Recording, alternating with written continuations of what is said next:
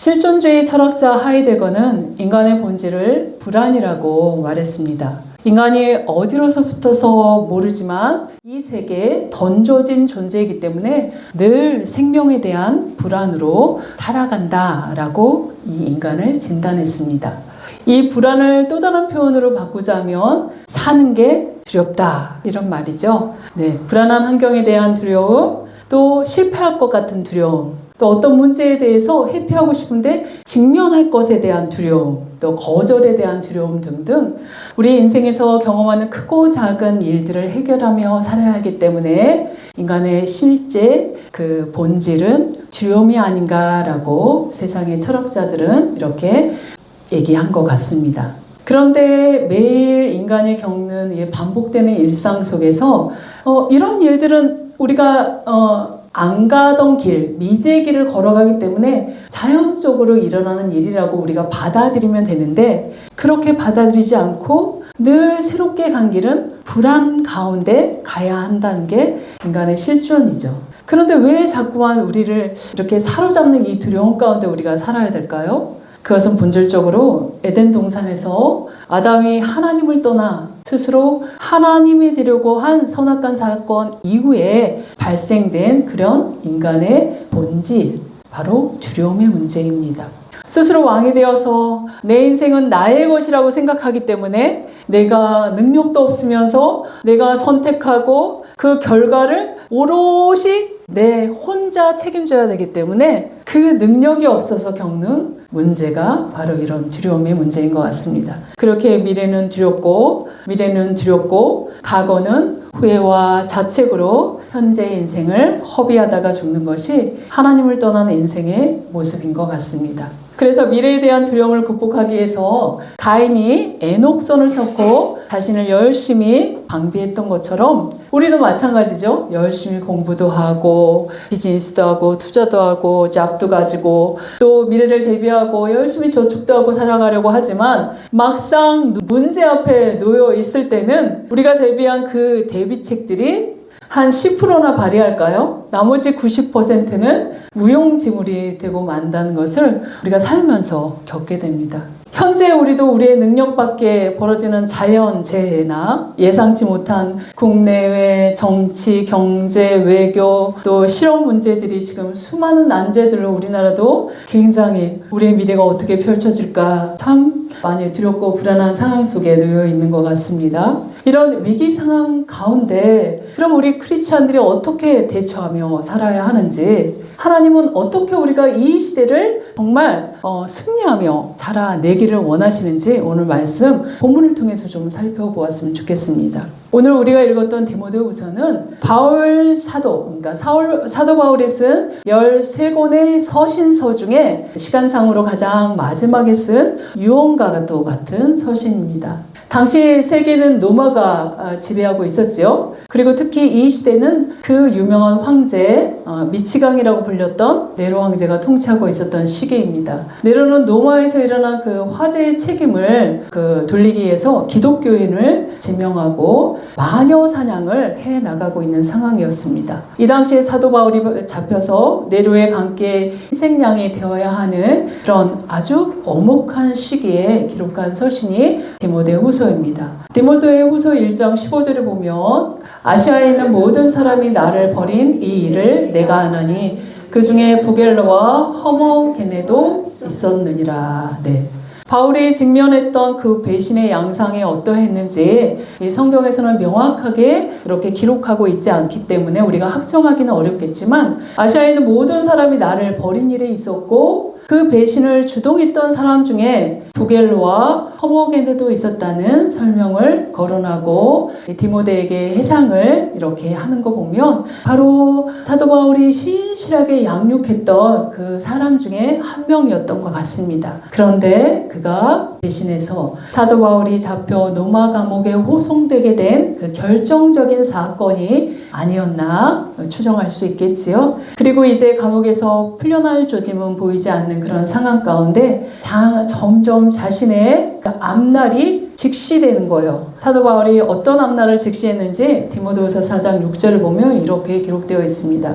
전제와 같이 내가 벌써 부어지고 나를 떠날 시각이 가까웠도다. 여기서 전제라고 하는 것은 구약 제사의 용어입니다. 하나님께 제물을 바칠 때 그 위에 포도주를 부어드리는 제사였습니다. 그렇게 바울 자신이 전제가 되어 제물 위에 오로지 부어진다는 것은 이제 주님으로부터 받은 사명을 완수하고 하늘의 부르심을 받을 날이 가까이 왔음을 직감하는 상황이라고 할 수 있는 것이죠. 바로 네로 황제의 이 마녀 사냥의 강풍이 너무나 세게 거세게 불고 있는 상황에서 자신은 이제 풀려나지 못하겠다라는 것들을 직감하게 되었고, 또 아시아도 지금 로마의 제국하에 있기 때문에 사도 바울이 계속해서 아시아와 유럽을 이렇게 선교 여정을 다니면서 세웠던 또 귀한 교회고, 또 사도 바울이 그렇게도 가고 싶어서 복음 전하고 든든히 세우기를 원했던 게 아시아에 있는 에베소였거든요. 그 에베소 교회에 자신이 그렇게 끔찍히 사랑하는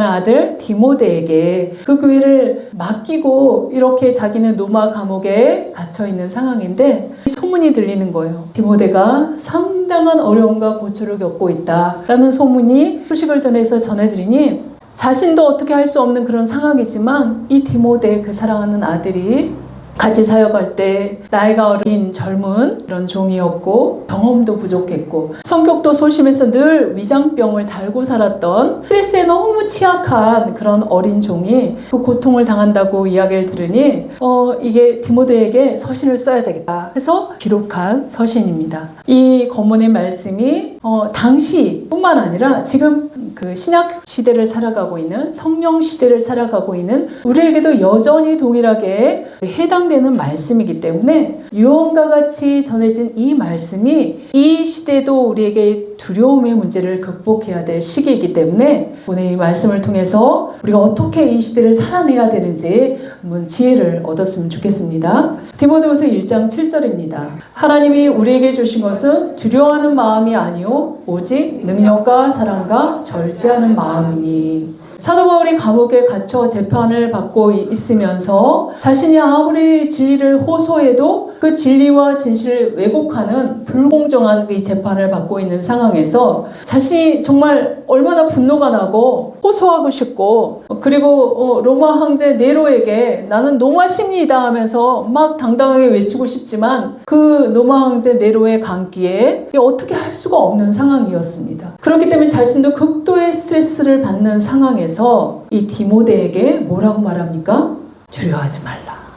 네, 사도 바울은 자신이 극도의 스트레스 상황에서 하나님의 말씀을 의지하며 두려움은 뭐라고 합니까? 하나님이 주신 것이 아니기 때문에 이렇게 권면하는 것입니다. 여기서 마음이라고 번역된 헬라어는 퓨뉴마입니다. 퓨뉴마면 영 혹은 정신이라는 뜻도 포함되어 있습니다. 그렇게 우리말 성경은 영이라고 번역되어 있는데 같이 한번 읽어봅시다. 하나님께서 우리에게 주신 것은 두려움의 영이 아니라 능력과 사랑과 절제의 영이다. 두려움은 아주 다양한 경로를 통해서 시도 때도 없이 우리를 찾아오지요. 우리가 매일 직면하는 문제는 처음 겪는, 우리 인생에서 가장 처음 겪는 문제들이죠. 일상이 반복돼서 똑같다고 하지만 매일 새롭게 직면해야 되는 문제입니다. 그렇기 때문에 그 상황에서 두려워서 늘 근심하며 사는 것은 하나님이 주신 영이 아니기 때문에 두려워하지 말라, 이렇게 이야기하죠. 이 두려움으로 번역된 이 데일라스는 원래 의기소침한 비겁함을 뜻하는 그런 말입니다. 그러므로 두려운 마음이나 의기소침한 마음, 그 문제를 회피하려는 그 비겁함의 마음은 하나님께로 기인함이 아니다. 그렇기 때문에 우리의 대적 마귀가 늘 우리가 두렵고 떨려서 벌벌벌 아무 일도 못하도록 이렇게 붙잡아두는 일에 너희가 속으면 안 된다. 이걸 이야기하는 것. 당시 상황이 그렇게 극도로 어려운 상황이었지만 그 상황 가운데 역사를 주관하시는 분은 하나님이시니 두려워하지 말라고 이렇게 명령하시는 거지. 그렇게 하나님은 늘 우리에게 두려워하지 말라, 염려하지 말라. 성경에 366번이나 두려워하지 말라, 염려하지 말라 기록된 건 365일 매일 두려워하지 말고 염려하지 말고, 그리고 366일 그 해에도 두려워하지 말라. 그럼 뭐라는 말씀이에요? 두려워하지 말라. 왜? 내가 있잖아. 이렇게 얘기하시는 거죠. 출애굽 후 이스라엘 백성들을 이끌었던 모세가 죽은 이후에 여호수아가 이 모압 주제인 이스라엘 백성들을 이끌고 범람하는 그 요단강을 건너가야 되는 그 시기예요. 범람했다는 것은 그 시기가 우기철인 거죠. 엄청난 물의 양을 어떻게 비키고 이 많은 200만 명이나 되는 민족을 가지고 건너가야 되는지 너무나 여호수아는 두려웠어요. 그래서 하나님 앞에 엎드렸죠. 여호수아 1장 9절이니까 하나님의 대답이 뭐라고 하십니까? 내가 내게 명령한 것이 아니냐? 강하고 담대하라. 두려워하지 말며 놀라지 말라. 내가 어디로 가든지 내 하나님 여호와가 너와 함께하느니라 하시니라. 정복전쟁 가운데 어디로 가든지 만군의 여호와 전능하신 하나님이 함께할 것이기 때문에 두려워하지 말고 오직 너는 강하게 하고 담대하게 전진하며 하나님이 주신다고 말씀하신 그 땅을 정복하라 라고 명령하셨습니다. 그래서 어떠한 문제를 우리가 당면할 때 두려움으로 뒤로 처지고 의기소침해지고 비겁하게 회피하거나 이런 문제가 아니라 뭐라고요? 강하고 담대하라. 그리고 내가 함께 할 거니 정복하고 정복해라. 이게 하나님 주신 우리에게 주신 마음이죠. 이사야 41장 10절도 이렇게 말씀하십니다. 그 이스라엘 백성들이 이제 심판이 선언되고 난 다음에 그들이 그 포로 시대에서 한 70년 동안 하나님 앞에서 교육을 잘 받고 훈련을 잘 받고 그런 남은 자들에게 하나님 다시 고토로 돌이키게 하실 거다라고 구원의 메시지를 약속하시죠. 그 백성들에게 이렇게 이야기하는 거예요. 10절 읽어봅시다. 두려워하지 말라. 내가 너와 함께함이라. 놀라지 말라. 나는 내 하나님이 됨이라. 내가 너를 굳세게 하리라. 참으로 너를 도와주리라. 참으로 나의 의로운 오른손으로 너를 붙들리라. 네. 그렇기 때문에 내가 도와줄 것이기 때문에 놀라지 말고 두려워하지 말고 강하고 담대하게 정복하고 나가라 라고 말씀하시는 거죠. 이 하나님의 말씀을 사도 바울은 계속해서 기억하고 선포하고 그 상황에서 하나님이 우리를 부르신 분은 하나님이시고 우리 안에서 시작한 이 선한 일을 완성하시는 분도 하나님이시기 때문에 하나님의 신실한 약속을 붙잡고 나는 두려움 가운데 살지 않고 하나님의 평강 가운데 자라갈 거야 라고 선포하면서 하나님 말씀을 붙잡는 이게 바로 하나님 안에 거하는 삶입니다. 저와 여러분도 마찬가지죠. 매일 당면된 건강 문제, 재정 문제, 또 관계 문제 많은 상황들 가운데 하나님의 말씀을 기억해야 합니다. 두려워하지 말라. 강하고 담대하라. 내가 어디로 가든지 너와 함께함이라. 이 말씀을 붙잡고 내가 입술로 선포하고 그 말씀들 하나님 나를 행하실 거야 라고 믿고 내 하루의 일과들을 잘 감당하는 것. 그게 바로 하나님이 기뻐하시는 자세라는 것이죠. 그렇다면 하나님이 우리에게 주신 것은 무엇인지 1장 7절 하반절 한번 봅시다. 오직 능력과 사랑과 절제하는 마음을 하나님이 우리에게 주셨다라고 말씀하십니다. 바로 하나님이 우리에게 주시지 않은 것은 두려워하는 마음은 하나님이 주신 거 아니야. 이건 사단이 주는 마음이야. 하지만 하나님이 주신 세 가지는 능력과 사랑과 절제하는 마음을 주었어. 이렇게 이야기하는 건데 우리가 그러면 이 세 가지를 잘 한번 살펴봅시다. 첫째는 능력을 주셨다고 하는데 이 본문에서 말하는 이 능력은 헬라어로 디나메오스라는 헬라어인데 바로 희한한 능력을 뜻하는 것이 아니라 전능하신 하나님의 신적인 능력을 나타냅니다. 그래서 너는 능력자야 하면 그 인간의 능력은 한계가 있죠. 근데 여기에서 주시는 능력은 하나님이 주신 신적인 능력이기 때문에 제한이 없다는 거죠. 대단하죠. 이 능력을 너에게 주었다라고 이야기해요. 근데 공급자는 누구라고요? 하나님의 성령. 그렇기 때문에 늘 그분한테 붙어 있어야 되죠. 그래서 붙어 사는 존재가 승리하는 존재라는 것이죠. 그렇게 어떠한 상황에서도 하나님의 능력이 함께 하시기 때문에 사실을 사실대로 보고 두려움 없이 바라볼 수 있는 거죠. 저거 나 할 수 있어. 나는 할 수 없지만 하나님이 함께 하시니까 지혜와 능력으로 감당할 수 있어 하면서 현재 직면한 이 어렵고 힘든 상황을 두려움 없이 처리하게 되고 그리고 그 의무를 완전 온전하게 수행할 수 있는 것. 바로 그것이 하나님이 주신 이 능력인 거예요. 그래서 현재 어려운 일이 분명히 존재하지만 그 어려운 상황 속에서도 어려움을 하나님과 함께 극복해 나가는 것이 능력이다 라고 말씀하시죠. 그래서 사도 바울은 이렇게 고백합니다. 빌립보서 4장 12절 13절 나는 비천에 처할 줄도 알고 풍부에 처할 줄도 알아. 모든 일 곧 배부름과 배고픔과 풍부와 공핍에도 처할 줄 아는 일체의 비결을 배웠노라. 내게 능력 주시는 자 안에서 내가 모든 것을 할 수 있느니라. 이게 바로 능력인 거죠. 어떤 일에 처해도 두려워하거나 위축되거나 또 교만하거나 잘난 체하거나 허세를 부리지 않고 어떤 일을 하나님께서 맡기시더라도 능력 주시는 자 안에서 내가 모든 것을 할 수 있어 라고 하면서 능력으로 나아가는 것. 성경의 모든 믿음의 선진들이 바로 이렇게 나아갔죠. 예를 들어 우리 소년 다윗을 한번 살펴볼까요? 소년이었잖아요. 10몇 살밖에 안 되는 소년이 거인 골리앗과 부딪혔을 때 그가 가장 잘할 수 있는 물맷돌 5개를 들고 나아갑니다. 그리고 또 들고 나가는 거 만군의 여호와의 이름으로 나아갔습니다. 바로 천군과 천사를 거느리시는 만군의 여호와의 이름으로 나간다 라고 했을 때 하나님을 향한 그 신앙과 또 자신이 평소에 갈고 닦았던 그 물맷돌의 실력을 가지고 나아갔다는 것이죠.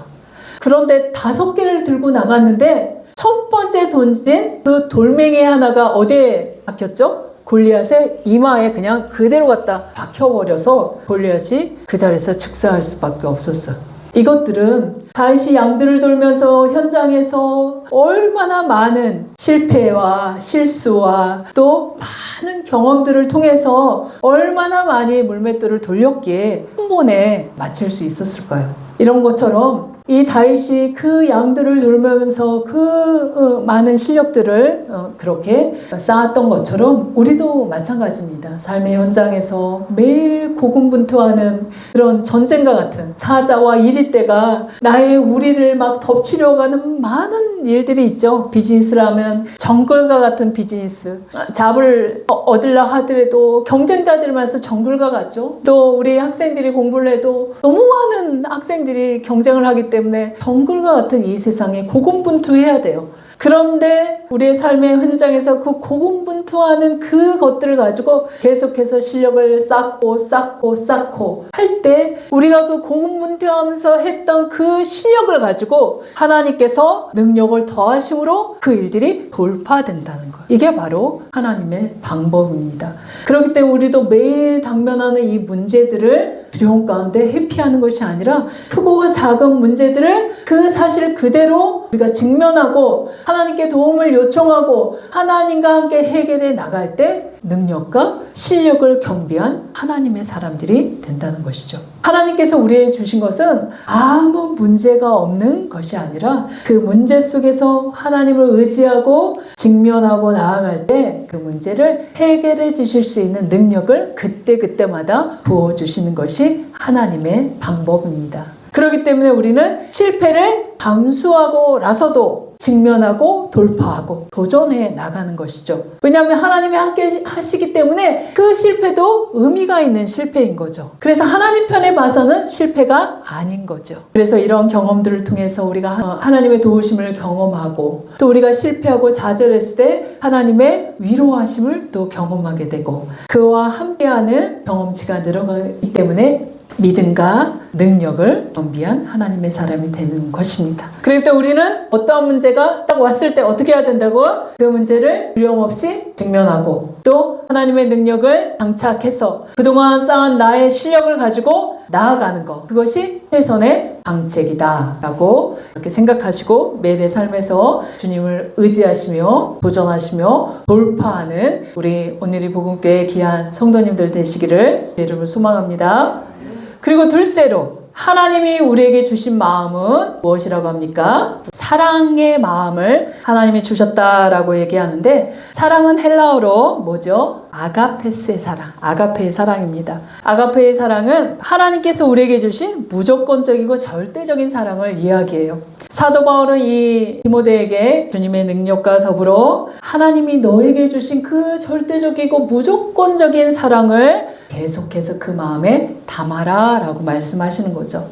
아가페의 사랑은 우리를 위해서 독생자 예수님을 보내주신 그 하나님의 사랑입니다. 요한일서 4장 10절에 보면 사랑은 여기 있으니 우리가 하나님을 사랑한 것이 아니요 하나님은 우리를 사랑하사 우리 죄를 속하게 위하여 화목제물로 그 아들을 보내셨음이라. 하나님은 우리가 상상할 수 없는 그런 사랑의 선물을 우리에게 보내주셨는데 그거는 자기의 금쪽이 바로 자기 자신, 성부, 성자, 성령 하나님, 삼위일체 하나님이시기 때문에 자기의 아들 독생자를 보냈다는 건 바로 자기 자신이 우리의 죄로 말미암아 끊어진 관계를 화목제물로 화목하게 하기 위해서 육신의 몸으로 오셔서 십자가에서 못 박혀 우리의 죄의 값을 대신 치르셨다. 이런 표현입니다. 바로 이것이 굿뉴스, 바로 복음의 복된 소식이라는 거죠. 로마서 5장 8절은 언제 그가 십자가에 돌아가셨는지 이야기하십니다. 우리가 아직 죄인 되었을 때 그리스도께서 우리를 위하여 죽으심으로 하나님께서 우리에 대한 자기의 사랑을 확증하셨느니라. 우리가 의롭게 되어 주님 앞에 나왔을 때 그렇게 하신 것이 아니라 내가 아직 죄인이었을 때 여전히 우리를 사랑하시고 구원하시기로 작정하시고 우리를 그 길로 인도하셨다고 말씀하십니다. 이렇게 우리는 넘치는 하나님의 사랑을 받고 있는 존재입니다. 그렇기 때문에 로마서 5장 5절은 이렇게 표현합니다. 소망이 우리를 부끄럽게 하지 아니함은 우리에게 주신 성령으로 말미암아 하나님의 사랑이 우리 마음에 부은 바 됨이니. 넘치는 사랑으로 말미암아 그 사랑이 내 안에 부은 바 되었기 때문에 엄청나게 나를 통해서 흘러갈 수 있는 사랑을 하나님께서 주셨다라고 말씀하시죠.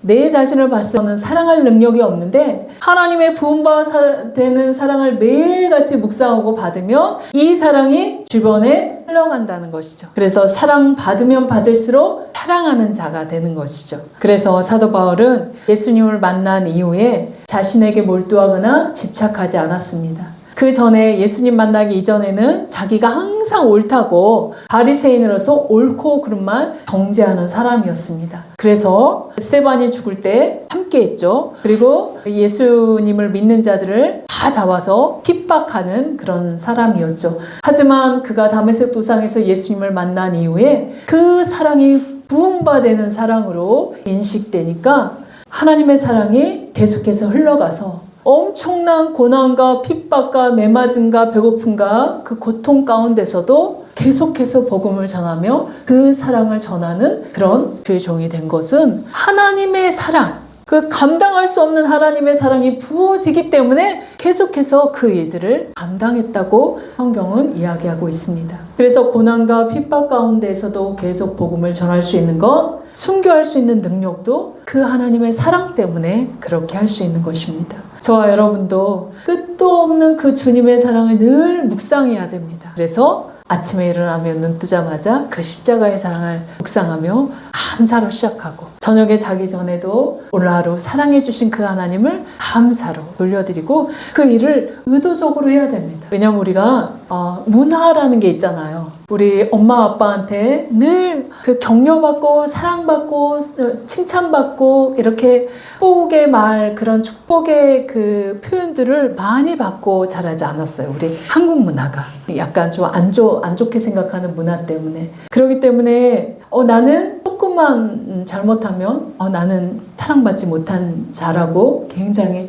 자기를 이렇게 낮추는데 하나님은 절대 그거 기뻐하지 않으십니다. 그래서 남들이 나를 뭐라고 해도 나는 하나님의 사랑받는 자다. 그러니까 매일 아침에 일어나자마자 내가 내 자신을 이렇게 사랑해주고 축복해주는 자기 관리를 반드시 해야 돼요. 그거 하나님 기뻐하십니다. 일어나면 어떻게? 나는 하나님의 넘치는 사랑을 받은 존재야 하면서 사랑받는 자로서 사랑을 흘려보내야 돼요. 크리스찬들이 대부분 보면 정말 표정이 밝은데 어떤 분은 보면 항상 어두워요. 찡그리고. 왜 그럴까요? 그냥 어떻게 하든지 좀 그 하나님 사랑 한번 받아보려고 막 애쓰는 신앙을 하기 때문에 그렇게 되는 거거든요. 근데 그거를 늘 인식하지 않았기 때문에 그래요. 하나님은 그때 그 사랑이 지금 영원토록 그 사랑은 매일같이 한결같이 우리를 사랑하신다는 그것들을 계속해서 얘기하십니다. 그렇기 때문에 자기 관리를 어떻게 해야 된다고요? 나는 하나님의 사랑받는 존재이다. 나는 예수님을 그 핏값으로 주실 만큼 나는 엄청난 존재이다. 나는 소중한 존재이다라는 것을 매일 묵상하고 이렇게 나를 격려해 주시기 바랍니다. 셋째로는 하나님 우리에게 주신 것은 절제하는 마음이다 라고 말씀하십니다. 절제라는 것은 헬라어로 엔크라테이아라고 하는데 에는 뭐뭐 아래라는 뜻이고 크라테이아는 크라토스에 변형된 단어로 능력과 건세를 뜻하는 합성어입니다. 그렇기 때문에 절제는 성령의 능력 아래에 머무는 것을 의미합니다. 네, 절제를 영어로 뭐라고 하죠? 셀프 컨트롤이라고 이야기하죠. 이 셀프 컨트롤은 타락한 본성으로는 자기 자아를 충족시키는 방향으로 나아가지만 그리스도인들이 성령의 능력 아래에 머물면서 절제를 사용할 때는 하나님이 기뻐하시는 것을 분별하고 기뻐하시는 방향대로 사용되는 것이 바로 절제라고 이야기합니다. 성경에 나오는 다윗도 절제하는 마음을 가졌죠. 아시다시피 다윗이 골리앗을 물리치고 난 다음에 그가 인기가 높아지자 사울은 시기심이 발동해서 다윗을 계속해서 죽이려고 했습니다. 다윗은 엄청나게 광야에서 한 10년 넘게 도망 다니면서 사울의 칼을 피해 다녔으니까 얼마나 고통을 당했어요.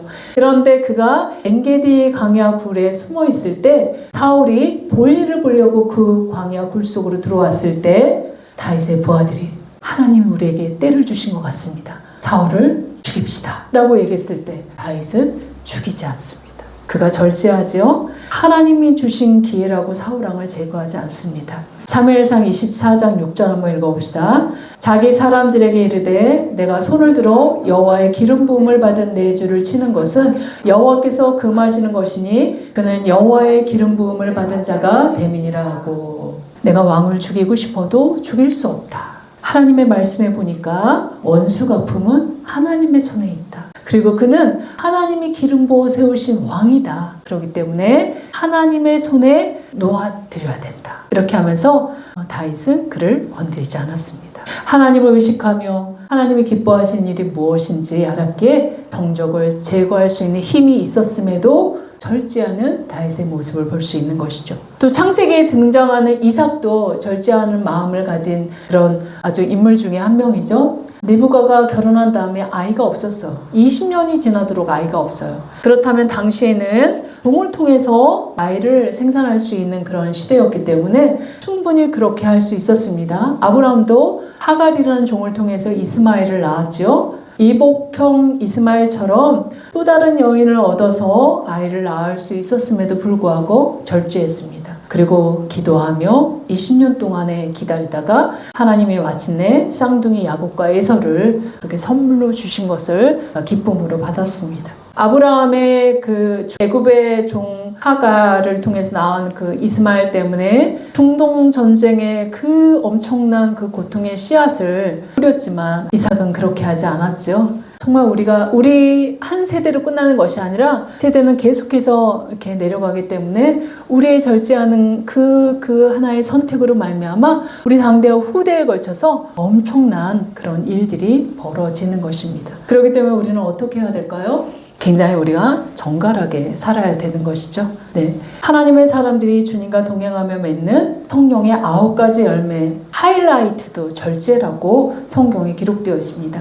갈라디아서 5장 22절, 23절에 보면 오직 성령의 열매는 사랑과 희락과 화평과 오래 참음과 자비와 양성과 충성과 온유와 절제니 이 같은 것을 금지할 법이 없느니라. 네. 마지막에 나오는 게 절제지요. 사랑과 희락과 화평과 오래 참음과 자비와 양성과 충성과 온유에도 절제가 없으면 풍성하게 열매 맺기 어렵다라고 말씀하시는 것입니다. 그래서 하나님의 영광을 위해서 행할 것은 행하고 하지 말아야 될 것은 하지 않을 때 믿음 생활이 가능하게 되고 이 어려운 시대의 두려움을 극복하고 승리할 수 있는 비결이다라고 말씀하시는 거죠. 이렇게 하나님 우리에게 하나님의 주시는 능력과 하나님의 부흥받는 그 사람과 그리고 분별할 수 있는 절제하는 마음을 우리에게 선물로 주셨습니다. 이것을 주신 이유는 그냥 우리가 잘 먹고 잘 살기 위해서 주셨을까요? 네, 그건 기본입니다. 그건 기본이고 디모데후서 1장 8절에 보면 그러므로 너는 내가 우리 주를 증언함과 또는 주를 위하여 갇힌 자 된 나를 부끄러워하지 말고 오직 하나님의 능력을 따라 복음과 함께 고난을 받으라. 이걸 주신 이유는 주를 증언하기 위해서. 그리고 복음과 함께 고난은 당연히 따르기 때문에 두려워하지 말고 일들을 감당해 라고 이야기하시는 거예요. 복음을 전하는 일, 이것은 정말 여러 가지 어려운 상황들을 당면하게 하지만 그게 하나님께서 우리를 구원하시고 멸망받는 자들을 구원하길 원하시기 때문에 그 사랑을 우리를 통해서 전하기를 원하십니다. 그렇기 때문에 성경에는 전도의 미련한 방법으로 하나님은 전도하기를 기뻐하신다라고 말씀하세요. 하나님의 능력으로 짠 나타나면 모두 다 구원받을 수 있지만 하나님은 그 방법을 사용하지 않고 우리 한 사람, 정말 그 십자가의 사랑을 경험한 그 사람 한 사람이 미련하고 더디고 정말 열매가 없어 보이지만 우리의 이 미련한 방법을 하나님 사용하셔서 전도하기를 기뻐하신다라고 말씀하십니다. 그래서 우리 오늘의 복음교회가 이 땅에 심겨진 것도 이 일 때문에 심겨진 것이죠. 국가적으로나 개인적으로나 어려운 상황이지만 하나님이 함께 하심으로 우리가 넉넉히 이 일들을 감당하고 우리의 삶의 문제도 넉넉히 너는 먼저 그의 나라와 그를 구하라 그리하면 이 모든 것을 너희에게 더하시리라. 그건 그냥 기본으로 우리가 복음 전하는 일에 말씀 선포하는 일에 이런 일들에 집중할 때 나머지는 따라오는 거예요. 그래서 이 하나님께서 이 시대에 이 말씀을 붙잡고 그리고 살아가야 돼요. 이거는 뒤에 못이 박도록 우리가 매일 아침 선포하고 이걸 가지고 나아가야 됩니다. 말씀을 맺겠습니다. 사도 바울이 가장 힘들고 어려울 때 그 엄혹한 상황에서도 부모들을 격려하며 뭐라고 얘기했습니까? 하나님이 우리에게 주신 것은 두려워하는 마음이 아니야. 하나님 우리에게 주신 것은 신적인 능력 안에서 복음을 전할 수 있는 능력을 주신 거고 또 하나님의 그 부으심 받는 그 사랑 때문에 우리가 이 일들을 행하는 것이고 그리고 하나님이 기뻐하시는 것을 선택할 수 있도록 성령 안에서 결제하도록 이 마음을 우리에게 주셨으니 불안하고 두려움이 엄습한 이 시대 가운데서도 이 변함없는 이 말씀을 붙잡고 넉넉히 승리하되 권면했습니다. 저와 여러분도 동일하게 승리하기 위해서는 이 말씀을 붙잡고 선포하고 하나님 나를 기뻐하신다는 걸 늘 확인하고 나아가야지만 승리할 수 있습니다. 한 주간도 승리하시기를 주의 이름으로 소망하고 축복합니다.